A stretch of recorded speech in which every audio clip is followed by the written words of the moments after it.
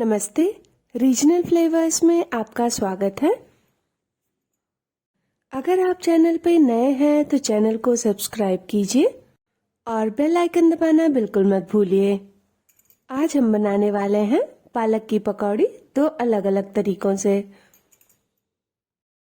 इसके लिए हम सबसे पहले लेंगे 2 छोटी प्याज बारीक कटी हुई, 1 हरी मिर्च बारीक कटी हुई और 100 ग्राम पालक के पत्ते बारीक कटे हुए।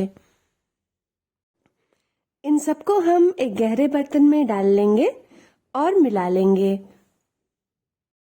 उसके बाद हम इसमें डालेंगे 1/4 कप बेसन, 1/4 टेबलस्पून अजवाइन, इसको हम हाथों के बीच रगड़ कर डालेंगे, 1/4 टेबलस्पून हल्दी, नमक स्वादानुसार, 1/4 टेबलस्पून कश्मीरी लाल मिर्च, 1/4 टेबलस्पून सब्जी मसाला। इन सबको हम आपस में अच्छी तरह से मिलाएंगे।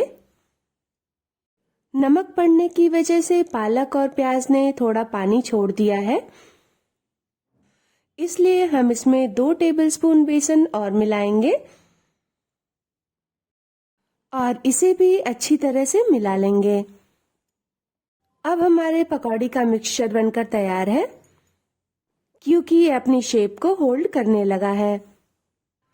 अब हम एक दूसरे बर्तन में लेंगे 8 लहसुन की कलियां और 1 हरी मिर्च। इसको हम एक ग्राइंडिंग जार में डालकर 1/4 कप पानी मिलाकर पीस लेंगे। ये देखिए, हमारा मिर्च और लहसुन का पेस्ट बनकर तैयार है। अब हम इसे एक बर्तन में पलट लेंगे और इसमें डालेंगे 1/4 कप बेसन, 1/4 टेबलस्पून हल्दी, नमक स्वादानुसार, 1/4 टेबलस्पून कश्मीरी लाल मिर्च, 1/4 टेबलस्पून सब्जी मसाला। इन सबको हम आपस में अच्छी तरह से मिला लेंगे और एक घोल तैयार करेंगे। ये देखिए, हमारा घोल बनकर तैयार है और इसकी कंसिस्टेंसी ऐसी होनी चाहिए। अब हम एक कढ़ाई में लेंगे 1 कप तेल और उसको अच्छी तरह से गर्म कर लेंगे। तेल के अच्छी तरह से गर्म होने के बाद हम आंच को मीडियम पे कर देंगे और इसमें अपनी पकौड़ियां डाल देंगे। पकौड़ियों को बहुत ही सावधानी से डालें ताकि तेल के छींटे आपके ऊपर ना आए।